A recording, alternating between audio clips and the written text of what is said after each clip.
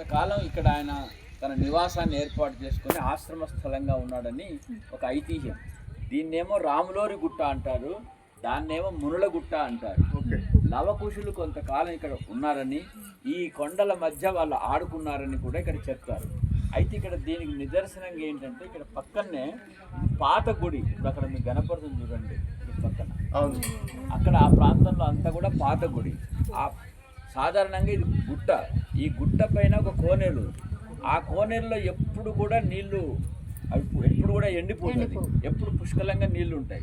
అది ఔషధప్రాయమైంది అంటారు. తర్వాత ఇక్కడ ఒక కొండ రాతికి దాని చక్కగా రామ పట్టాభిషేకము, తర్వాత ఇవన్నీ ఈ ఆల్వార్ల విగ్రహాలన్నీ చెక్కి ఉన్నాయి. అయితే ఎప్పుడు అదంతా ఫంగస్ బట్టి కనిపించకుండా ఉండేది. తర్వాత ఈ కెమికల్స్ కొత్త లేటెస్ట్ టెక్నాలజీ వచ్చిన తర్వాత ఇక్కడ రావాలంటే అందరు భయపడేవాళ్ళు.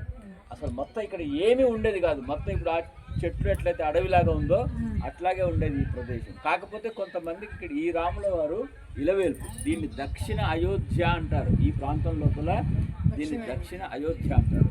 శ్రీరామ పట్టాభిషేకము, తర్వాత ఆల్వార్ల విగ్రహాలు ఉన్నాయి. ఆ కోనేరు యొక్క ప్రత్యక్షం ఏంటంటే లోపలనే నీళ్లు ఉన్నాయి, ఆ నీళ్ళ లోపలనే స్వామి ఉన్నాడు. అయితే చాలామంది పరీక్ష చేశారు, అసలు ఇందులో ఏముందో చూడాలని. ఒక 15 ఏళ్ల క్రితం ఏం చేశారంటే 4-5 ఇంజన్లు పెట్టి నీళ్ళనన్నీ తోడేశారు. మీరు ఆశ్చర్యంగా చూడండి, ఉదయం నుంచి సాయంకాలం వరకు 4 మోటార్లు పెట్టి తోడేశారు. రాముల వారి విగ్రహం ప్రత్యక్షంగా కనిపించింది.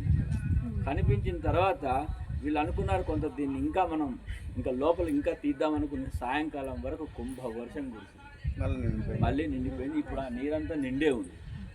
తర్వాత ఆ పక్కనే హనుమంతుని విగ్రహం బండగా చెక్కి ఉన్నది, అది పాత రామాలయం.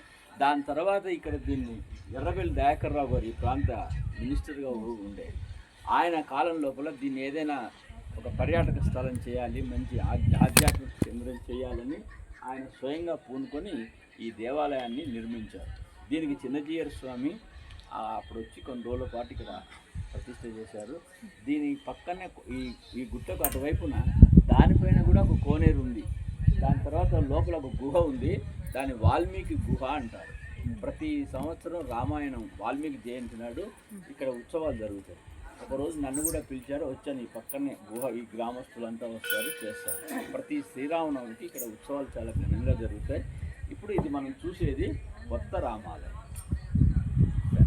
ఏదన్నా వాల్మీకి తిరిగాడిన ప్రదేశం, ఆ భావన.